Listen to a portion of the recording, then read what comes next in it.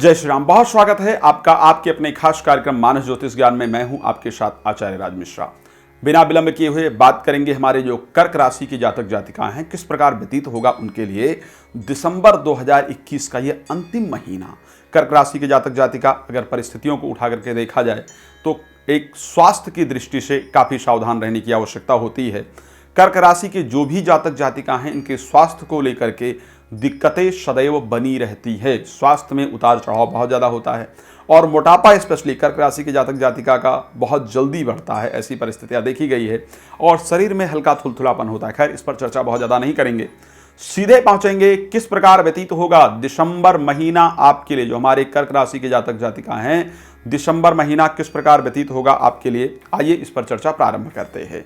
तो एक तो सबसे पहले इस माह जो गोचर रहने वाला है, स्टार्टिंग में सूर्य, मंगल और बुध और केतु करीब करीब स्टार्टिंग 4 तारीख तक हर मंगल आपके 4th हाउस में गोचर करेंगे, लेकिन 4 तारीख के बाद जब मंगल पहुंच जाएंगे आपके पंचम भाव में, तो उस समय पर सूर्य, मंगल, बुध और केतु 4 प्लैनेट आपके पंचम भाव में गोचर करेंगे। शुक्र आपके 6th हाउस के अंतर्गत गोचर करेंगे, शनि आपके 7th हाउस में गोचर करेंगे, बृहस्पति अष्टम भाव में चले जाएंगे, नवंबर में ही चले गए हैं अष्टम भाव में, राहु आपके 11th हाउस के अंतर्गत गोचर करने चले जाएंगे।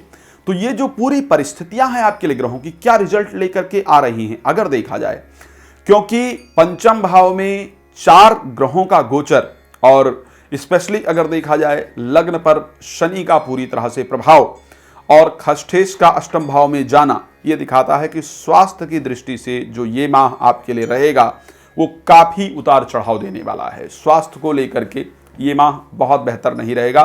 स्टार्टिंग में स्वास्थ्य खराब रहेगा, फिर 10 तारीख के बाद करीब करीब स्वास्थ्य में सुधार होगा, लेकिन फिर अगर देखा जाए तो 20 तारीख के बाद फिर स्वास्थ्य को लेकर के आप प्रॉब्लम देखेंगे। तो ये महीना हेल्थ की दृष्टि से बहुत अच्छा नहीं दिख रहा है।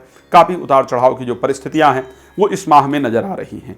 आखिर कार्य की दृष्टि से किस प्रकार का होगा, अगर हम बात करें कि जो हमारे जातक जातिका नौकरी कर रहे हैं, प्रमोशन की इच्छा है, या जो लोग व्यापार कर रहे हैं उनके लिए व्यापार की इच्छा है। वैसे तो कर्क राशि के जातक जातिका को व्यापार बहुत कम करना चाहिए। व्यापार में जनरली धोखा खाने का या व्यापार में बहुत दिक्कतें आने का संयोग होता है, और क्योंकि आप लोग चर राशि के लोग होते हैं तो बहुत लंबी प्लानिंग नहीं होती है, प्लानिंग छोटी होती है, प्रॉब्लम आने पर जल्दी घबराने के चांस बहुत ज़्यादा होते हैं।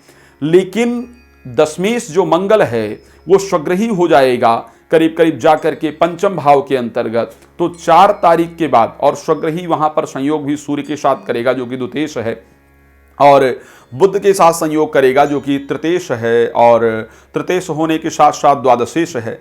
तो इस दृष्टि से देखा जाए, केतु क्योंकि वृश्चिक में उच्चस्थ होगा उस टाइम पर, तो व्यापार की दृष्टि से, कार्य क्षेत्र की दृष्टि से, नौकरी की दृष्टि से जो कुछ दिख रहा है वो एक बेहतरीन रिजल्ट लेकर के आता हुआ दिख रहा है। ये महीना आपके लिए बेहतर रहेगा, अच्छी सफलताएं मिलेंगी, प्रमोशन इत्यादि का संयोग निश्चित रूप से प्राप्त होगा।